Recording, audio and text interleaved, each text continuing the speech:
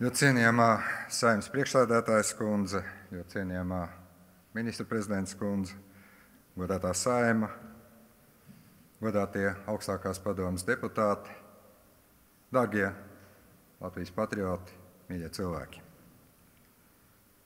Maija sākums Latvijā mēdz gadu no gada atšķirties. Dažkārt šajā laikā šur tur vēl redzam sniega sagu. Bet šogad esam jau piedzīvojuši vairākas vasarīgas dienas. Taču 1990. gada 4. maijā bija jau uzziedējuši ceriņi. Ar violētiem un baltiem pušķiem rokās lepni un cerību pilni cilvēki pie šīs pašas ēkas sagaidīja augstākās padomes deputātus. Tikko pārliecinošs vairākums bija nobalsojis par Latvijas Republikas neatkarības atjaunošanu. Par to mēs sakām paldies tā laika augstākajai padomei un 4. māja klubam. Par drosmi, par uzdrīkstēšanos, par varēšanu. Tolaik aiz augstākās padomes stāvēja Latvijas patrioti.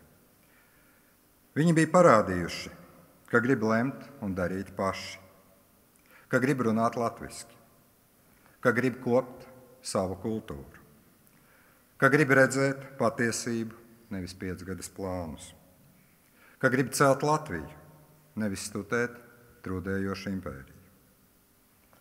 Paldies ikvienam, kas šo 35 gadu laikā sargājis, veidojis un patiesi mīlējis mūsu Latviju.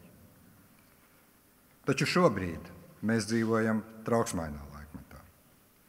Laikmetā, kad baumas, puspatiesības un no konteksta izrauti teikumi burtiski pārņem un stingzina. Gan pasaulē, gan Latvijā. Pasaules drošības un ekonomikas kārtība šobrīd ir brīvā kritienā. Un mēs nezinām, kur un kā šī pasaule piezemēsies. Taču šajā trauksmainajā laikmetā, šajā troksnī mums katram ir jāsaglabā vēss prāts, jāsadzird pašiem sevi un jāliek pretī konkrēta rīcība. Jā, mums ir daudz draugu un sabiedroto visā pasaulē, bet arī draudzības mēdz mainīties.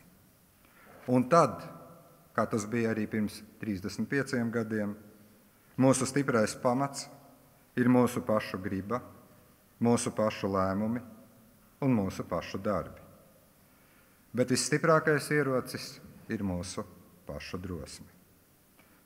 Un tā nav atkarīga no citu valstu izvēlēm, jo izšķirošos brīžos mēs esam pierādījuši, ka mums ir viss, gan griba, gan drosme. Tiekoties ar cilvēkiem Latvijā, man nereti jautā, ko man šodien darīt un kā es šodien varu palīdzēt darīt mūsu valsti stiprāku, drošāku un lielāku. Un katram Latvijas patriotam vēlos sacīt to, ko es esmu teicis bieži. Šis ir mūsu paaudzes izšķirošais brīdis, un ir laiks rīkoties. Jāaudzē muskuļi gan tiešā, gan pārnestā nozīmē. Zemesardze, valsts militārais dienests, dalība civilās aizsardzības apmācībās, vienkārši godprātīgs darbs. Palīdzība tiem, kam neiet viegli. Ja katrs no mums veiks kaut nelielu, bet īstu soli drošāks valsts virzienā, mēs būsim drošībā nevis kaut kad nākotnē, bet tagad. Nevis tāpēc, ka kāds cits tā lems, bet tāpēc, ka tā ir mūsu griba. Nevis kāda cita dēļ, bet tāpēc, ka droša, neatkarīga un demokrātiska valsts ir vajadzīga mums. Un tā būs vajadzīga mūsu bērniem. Mīļie draugi, pirms 35 gadiem mēs spējām vienoties kopīgam mērķim. Mērķim, kas svarīgāks par ikdienas nesaskaņām. Un tas mērķis bija brīva un neatkarīga Latvija. Esmu pārliecināts, ka arī šodien mēs to spējam. Mēs ne ar ko neesam kļuvuši sliktāki. Toreiz mēs tikai nojautām, kā darbojās brīva valsts. Bija daudz ilūziju, kā funkcionē demokrātija. Vien vecākai paaudzei bija saglabājušās atmiņas, kāda bija dzīve pirms okupācijas. Mums toreiz bija sapnis. Bija tikai aptuvena apjausma, kas ir brīvība un kas ir patiesa demokrātija. Un kā šādā valsts iekārtā dzīvot un mācīties no jauna. Kā mācīties demokrātijas pamatprincipus visai Latvijas sabiedrībai. Bet bija pats galvenais – cerība un griba. Mēs esam ļoti daudz sasnieguši, un to nevar novērtēt par zemu. Bet ir arī vilšanās. Par nepadarīto. Par to, ka ne visi sapņi ir piepildījušies. Par nevienlīdzību ir rūgtums. Taču joprojām ir cerība. Par labāku nākotni. Par drošāku nākotni. Tas, ko mums no jauna ir jāatgūst, ir griba. Griba paveikt lietas. Griba atrast veidu, kā sasniegt rezultātu, nevis ik pa brītiņam aizbildināties, ka kaut ko nevar izdarīt. Šo 35 gadu laikā mēs esam kļuvuši zinošāki. Mēs esam kļuvuši turīgāki. Mēs esam drošāki. Mums ir daudz uzticamu sabiedroto. Mums ir jaunieši, kur okupāciju nekad nav piedzīvojuši. Jaunieši ar apskaužamu brīvības un taisnības sajūtu. Mēs esam auguši te visos svarīgākajos rādītājos. Vienīgi mūsu kļūst mazāk.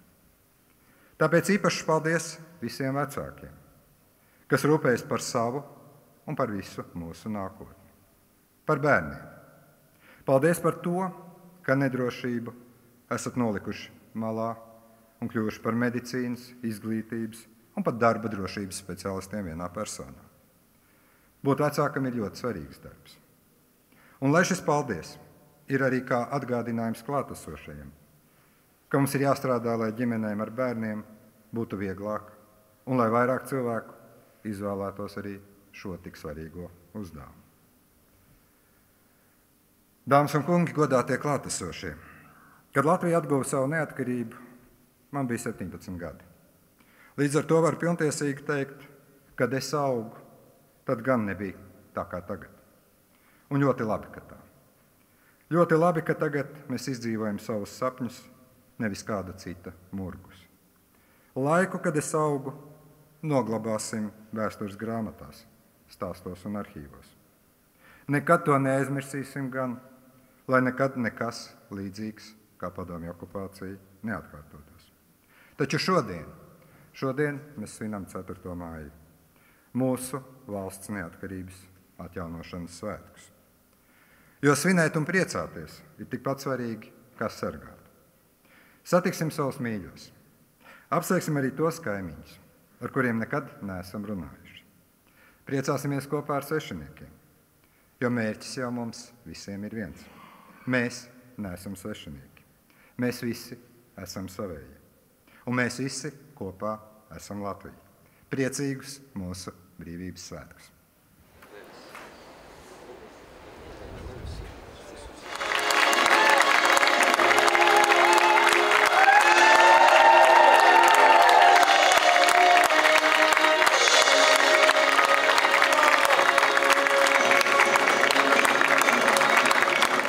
Es gribu sākt ar Māras Zālītes vārdiem.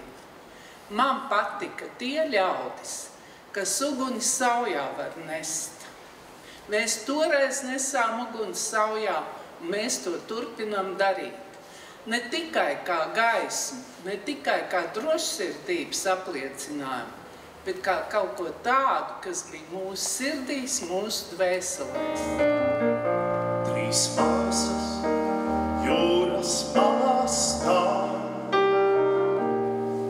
tas nespēks un nokurums māc. Tur pradā tā zem